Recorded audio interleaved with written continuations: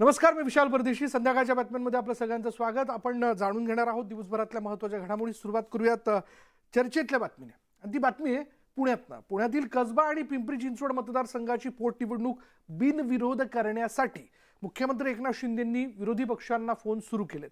मात्र एकनाथ शिंदेंनी उद्धव ठाकरेंना फोन करणं टाळलंय. कारण तर राज ठाकरेंनी महाविकास आघाडीच्या नेत्यांना पत्र लिहून उमदेपणा दाखवण्याचं आवाहन केलंय.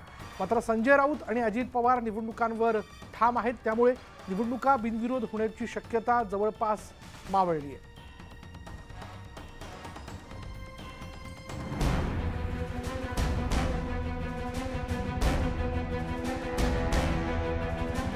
कसबा चिंचवडमधील पोटनिवडणूक बिनविरोध व्हावी यासाठी खुद्द मुख्यमंत्र्यांनी पुढाकार घेतलाय.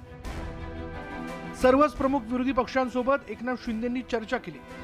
राज्याच्या संस्कृतीची आठवण करून देत मुख्यमंत्र्यांनी बिनविरोध निवडणुकीचं आवाहन केलंय. आपल्या या महाराष्ट्राची एक संस्कृती आणि परंपरा आहे. ज्या ठिकाणी आमदार सदस्यांचं रूपात निधन होतं त्या पोटनिवडणुकीमध्ये सर्वसाधारणपणे आपण उमेदवार उभे करत नाही आणि हीच परंपरा सगळ्यांनी जपावी म्हणून मी त्यांना विनंती केली. मुख्यमंत्री एकनाथ शिंदेंनी सर्व विरोधकांसोबत संवाद साधला. मात्र मातोश्रीशी संपर्क केलेला नाही. यावरून दीपक केसरकरांनी सूचक विधान केलं. उद्धव साहेबांना फोन यावा अशी जर अपेक्षा असेल तर उपमुख्यमंत्री सुद्धा फोन करू शकतात. मुख्यमंत्र्यांनी फोन करावा अशी अपेक्षा त्यांनी व्यक्त केली. मुख्यमंत्री सुद्धा करतील. मुख्यमंत्र्यांचं मन फार मोठं आहे आणि त्याच्यामुळे मला असं वाटतं की फोन करून जर ही बिनविरोध होत असेल तर मुख्यमंत्री का नाही करणार. मनसे अध्यक्ष राज ठाकरेंनीही महाविकास आघाडीच्या नेत्यांना पत्र लिहून राज्याच्या राजकीय संस्कृतीची प्रगल्भता देशाला दाखवून देण्याचं आवाहन केलंय. अंधेरी पूर्व विधानसभा मतदारसंघात भाजपनं पोटनिवडणुकीत उमेदवार दिला नव्हता याची आठवण राज ठाकरेंनी करून दिली. दुःखद घटनांमुळे होणाऱ्या पोटनिवडणुका बिनविरोध कराव्यात हीच इच्छा राज ठाकरेंनी पत्रातनं नमूद केली आहे. मात्र विरोधी पक्ष मुख्यमंत्री एकनाथ शिंदे आणि राज ठाकरेंच्या आवाहनाला प्रतिसाद देण्याच्या भूमिकेत नसल्याचं पाहायला मिळत आहे. जरी मुख्यमंत्र्यांनी आवाहन केलं असलं, राज ठाकरे यांनी नेहमीप्रमाणे एक पत्र लिहिलं असलं तरीही निवडणुका होतील त्यात मला काही बदल दिसत नाही. निवडणुका म्हटल्यानंतर त्या संदर्भामध्ये बिनविरोध होण्याचं काही कारण नाही. त्यांनी कोल्हापूरची निवडणूक बिनविरोध होऊन दिलेली नव्हती. पंढरपूरची निवडणूक बिनविरोध होऊन दिलेली नव्हती. देगलूरची निवडणूक बिनविरोध होऊन दिलेली नव्हती. एक मुंबईच्या बाबतीमध्ये त्यांनी निर्णय घेतला म्हणजे बाकीच्या सगळ्या निवडणुका बिनविरोध होतील हे त्यांनी डोक्यातनं काढावं. कसबा विधानसभेच्या पोटनिवडणुकीची सुरुवात झालेली आहे. परवा 7 तारखेला उमेदवारी अर्ज भरण्याची आखरी तारीख आहे. काँग्रेस आणि महाविकास आघाडीच्या वतीनं आम्ही उद्याच अर्ज भरण्याचा निर्णय केलेला आहे. विरोधकांनी अंधेरी पूर्वमध्ये घेतलेल्या भूमिकेची आठवण करून देत भाजपनं जोरदार हल्लाबोल केला. कसबा आणि चिंचवड पोटनिवडणुकीत विरोधकांनी स्वार्थीपणा दाखवल्याची टीका भाजपनं केली. राज ठाकरे साहेबांच्या विनंतीला किंवा त्यांच्या सूचना आम्ही मान दिलेला होता आणि त्यावेळेला आम्ही आमचा उमेदवार याचा फॉर्म मागे घेतलेला होता. मला वाटतं ही प्रथा परंपरा आहे आणि म्हणून विरोधकांनी सुद्धा त्यांच्या विनंतीचा आदर केला पाहिजे. पोटनिवडणुकीत उमेदवार न देण्याच्या राजकीय परंपरेचं विरोधक आणि सत्ताधाऱ्यांनी अनेकदा पालन केलं. मात्र कसबा आणि चिंचवडमध्ये परंपरेचं पालन झालं नाही तर राज्याच्या राजकीय संस्कृतीला हे अशोभनीय कृत्य असेल. Bureau report, news 18 Lokmat. पुढे बघूयात तेलंगणाचे मुख्यमंत्री के चंद्रशेखर राव यांच्या भारत राष्ट्र समितीनं महाराष्ट्रात पाऊल टाकलंय. केसीआर यांची नांदेडमध्ये सभा पार पडली. या सभेत के चंद्रशेखर राव यांनी नवा नारा दिलाय. अब की बार किसान सरकार अशी नवी घोषणा केसीआर यांनी नांदेडच्या सभेत दिली. देशात शेतकऱ्यांचं सरकार यायला हवं असं केसीआर यांनी म्हटलंय. शेतकऱ्यांनी आमदार खासदार व्हावं आणि त्यांनी आता नवे कायदे बनवावेत असंही केसीआर यांनी नमूद केलंय. देशात शेतकऱ्यांच्या आत्महत्या का वाढत आहेत असा सवाल उपस्थित करत केसीआर यांनी काँग्रेस आणि भाजपवर निशाणा साधलाय.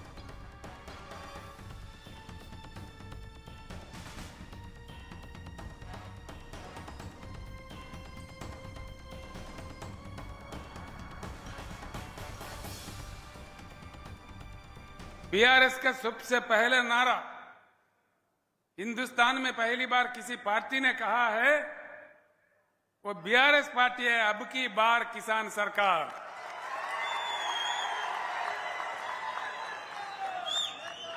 अब की बार, मुझे सुनने नहीं दे रहे, अब की बार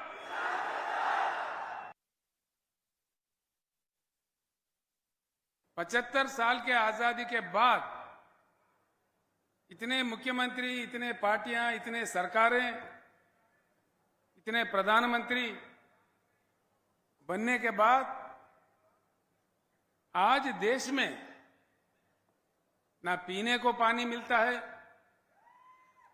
ना सिंचाई को पानी मिलता है, ना बिजली मिलता है। यह है, उसकी इन चीजों की उपलब्धि नहीं है। चक्कर क्या है? किसानों को आज सिर्फ हल चलाना नहीं, कलम चलाना, कानून बनाना भी सीखना चाहिए। बोलने से फायदा नहीं है भाइयों, खाली बोलना नहीं है, नारा लगाना नहीं है। खुद बन जाओ आमदार, खुद बन जाओ खासदार, तभी बनेगा किसान सरकार।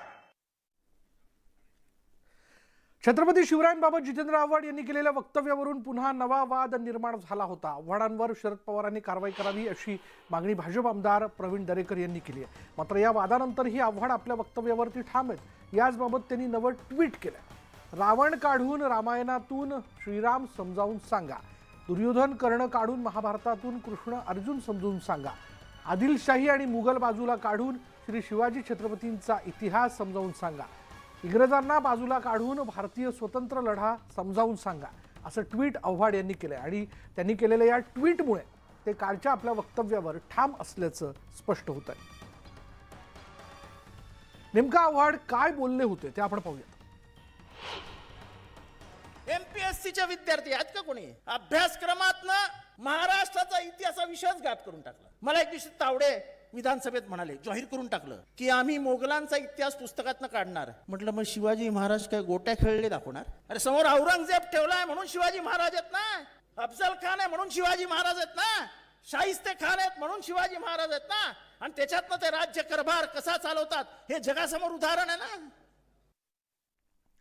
दरम्यान राष्ट्रवादी काँग्रेसचे नेते जितेंद्र आव्हाड यांनी शिवरायांबद्दल केलेल्या वक्तव्याविरोधात इंदापूर तालुक्यातील बावडा गावामध्ये आंदोलन करण्यात आलं। बावडा गावामध्ये शिवप्रेमी आणि भाजपच्या कार्यकर्त्यांनी जितेंद्र आव्हाड यांचं पोस्टर जाळून त्यांचा निषेध केला।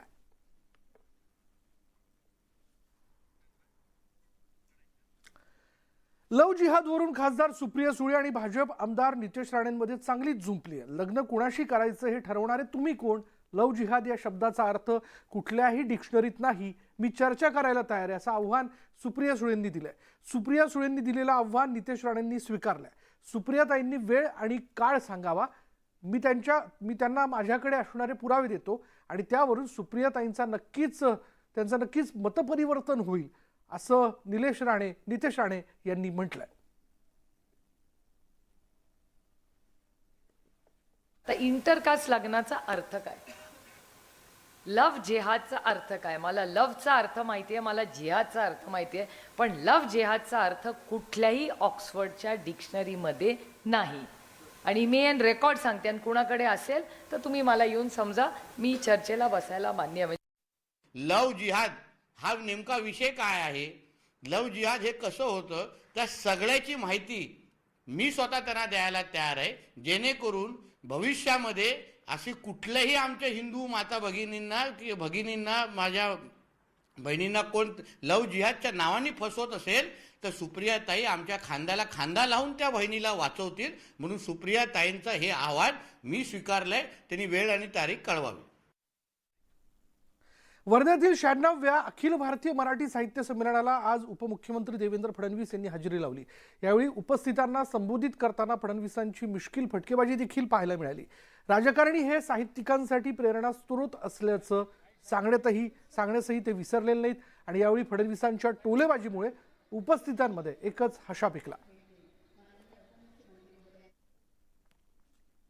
आम्ही राजकारणी जे आहोत ते अनेक साहित्यिकांची प्रेरणा. आम्ही नसलो तर व्यंगचित्र काढणाऱ्यांना ते फार काम करणार नाही. आणि आमच्याकडे साहित्य खूप आहे. आमच्यामध्ये शिग्र कवी आहेत, आमच्यामध्ये यमक जोडणारे कवी आहेत, आमच्यामध्ये स्क्रिप्ट लिहिणारे लोक आहेत, आमच्यामध्ये स्टोऱ्या तयार करणारे लोक आहेत. तुम्ही सकाळी 9 वाजता टीव्ही लावला की आमच्यातलं साहित्य असं ओसांडून वाहताना आपल्याला पाहायला मिळतं. ठाकरेंची शिवसेना पक्षाचे बाळापूरचे आमदार नितीन देशमुख यांना धमकी आली. अज्ञाताने जीवे मारण्याची धमकी दिल्याचा आरोप आमदार देशमुख यांनी दिला. धमकवणाऱ्याने राणे पिता पुत्रांचं नाव घेतल्याचा दावाही देशमुख यांनी केला. 2 वेगळ्या फोन आले नंबरवरून आणि एक नंबर माझ्यावर शो सुद्धा आहे. त्यांनी नारायण राणेचं नाव घेऊन, नितेश राणेचं नाव घेऊन मला जीवे मारण्याची धमकी दिली. आणि नारायण राणेने आतापर्यंत मुंबईत अनेक लोकांना मारून समुद्रात फेकून दिलं. त्यांचा आतापर्यंत ठाव ठिकाणा लागला नाही आणि त्यांच्या कुटुंबाला सुद्धा त्याचा ठाव ठिकाणा लागला नाही. अशा पद्धतीनं त्याचं ते वक्तव्य केलं आणि त्याला मी म्हटलं की ठीक आहे, मी सुद्धा कुठे याचं सांगा, मी सुद्धा मुंबईला येतो. पुढे बघूया. 2012 साली राज्यभर गाजलेल्या परळी इथल्या अवैध गर्भपात प्रकरणाची औरंगाबादमध्ये पुनरावृत्ती समोर आली आहे. औरंगाबादच्या चित्तेगाव इथल्या एका डॉक्टर पती पत्नीकडून विवाहित महिलेचा गर्भपात करण्यात आलाय. धक्कादायक म्हणजे संबंधित महिलेची प्रकृती चिंताजनक असून तिच्यावर शासकीय रुग्णालयात उपचार सुरू आहेत. संबंधित महिलेला जास्त त्रास होऊ लागल्यानं ती दुसऱ्या खासगी रुग्णालयात उपचारासाठी गेली होती. मात्र तिची प्रकृती चिंताजनक असल्याने तिला तात्काळ शासकीय रुग्णालयात पाठवण्यात आलं. त्यानंतर कारवाई सुरू होता संबंधित डॉक्टर पती पत्नी फरार झाले असून त्या दोघांविरोधात बिडकीन पोलिसात गर्भपाताचा गुन्हा दाखल करण्यात आला. दरम्यान आरोपी डॉक्टर अमोल जाधव आणि डॉक्टर सोनाली उद्धव काळकुंबे जाधव या दाम्पत्याकडे रुग्णालय चालवण्याचा परवानाच नसल्याचं समोर आलंय. गेल्या 3-4 वर्षापासून अवैध गर्भपात केंद्र सुरू असताना याची आरोग्य विभागाला माहिती कशी मिळाली नाही असा प्रश्न उपस्थित केला जातोय.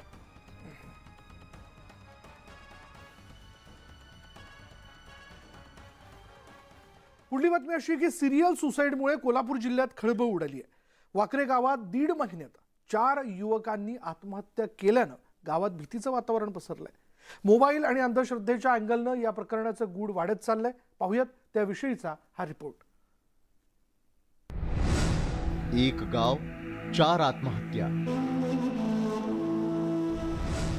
1.5 महिन्यात 4 घटना. आत्महत्या आणि मोबाईलचा संबंध. तपास लागेना, गूढ उकलेना. गावात लागलेले हे श्रद्धांजलीचे बॅनर्स पाहून गावकऱ्यांच्या काळजाचा थरकाप उडतोय.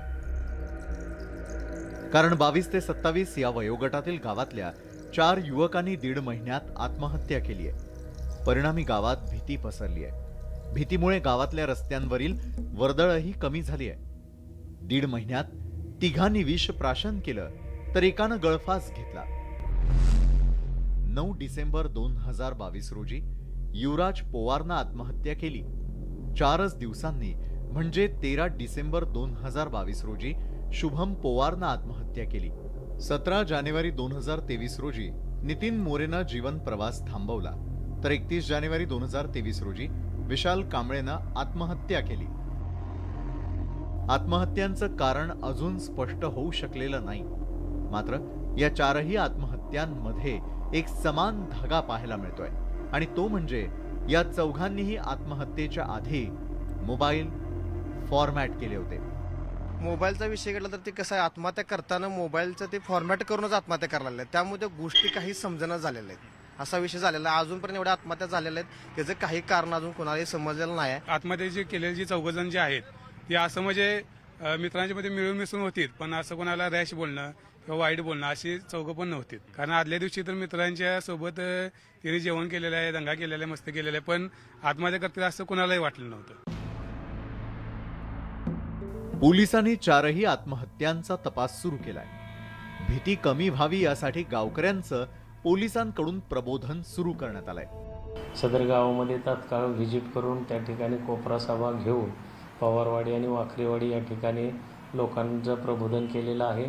तसेच या आत्महत्येच्या अनुषंगाने कुठला अफवा वगैरे आहे का किंवा याच्यामागे दुसरं काय आहे का या अनुषंगाने गावकऱ्याशी चर्चा केली असता यामध्ये अफवा किंवा अशा प्रकारचं कुठल्याही प्रकारचं अंधश्रद्धा वगैरे आहे असं काही आढळून आलेलं नाही. नोकरी, प्रेमभंग यातून नैराश्य आल्यानं काही युवक आत्महत्येचा चुकीचा मार्ग निवडतात. त्यामुळे पालकांनीही मुलांशी सुसंवाद साधणं गरजेचं आहे. तसंच तरुणांनीही समुपदेशन करून घेण्याचा सल्ला देण्यात आलाय. तुम्ही तुमच्या जे कोणी जवळचे व्यक्ती असतात त्यांच्याशी शेअर करा तुमचे प्रॉब्लेम्स, जे काय तुम्हाला वाटतायत ते, ठीक आहे. आणि नाही तुम्हाला म्हणजे घरच्यांशी किंवा कोणाशी बोलता येत आहे तर असतात काउन्सिलर्स पण असतात, त्यासाठी खूप चांगली टीम असते की जे तुमची काउन्सिलिंग करू शकतात आणि त्यावर तुम्ही तुमचं एक सोल्युशन तुम्हाला भेटेल. पण आत्महत्या हे सोल्युशन नाही आहे त्यावरचं. पोलिसांच्या तपासात नेमकं काय सत्य समोर येतं याकडे गावकऱ्यांचं लक्ष लागलंय.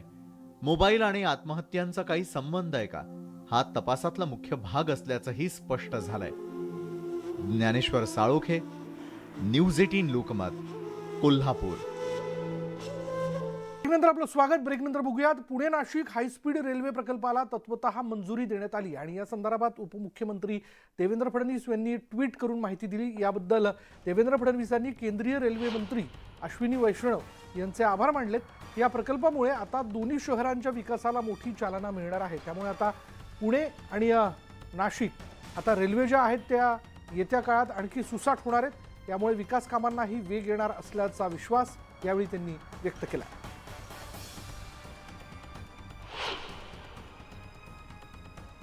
हाई स्पीड रेल ये जो प्रोजेक्ट है, इस प्रोजेक्ट को लेकर आगे बढ़ने की बात तय हुई है और विशेष रूप से आदरणीय मंत्री जी ने इन प्रिंसिपल उसको जो अप्रूवल दिया है इसके लिए मैं उनका बहुत बहुत आभार व्यक्त करता हूं. और प्रेजेंटेशन के बाद उसमें जो टेक्निकल चीजें हैं वो सारी टेक्निकल चीजों के लिए हमारी महाराष्ट्र सरकार की जो कंपनी है उसकी और रेलवे की एक टीम बैठकर अभी सारी उसका टेक्निकल अप्रेजल करेंगे और उसके बाद सारी टेक्निकल अप्रेजल के बाद वो कैबिनेट में जाएगी. लेकिन मुझे ऐसा लगता है कि आज ये जो एक इन प्रिंसिपल अप्रूवल मिला है एक प्रकार का ये मील का पत्थर है और इसलिए मैं उनका बहुत बहुत आभार व्यक्त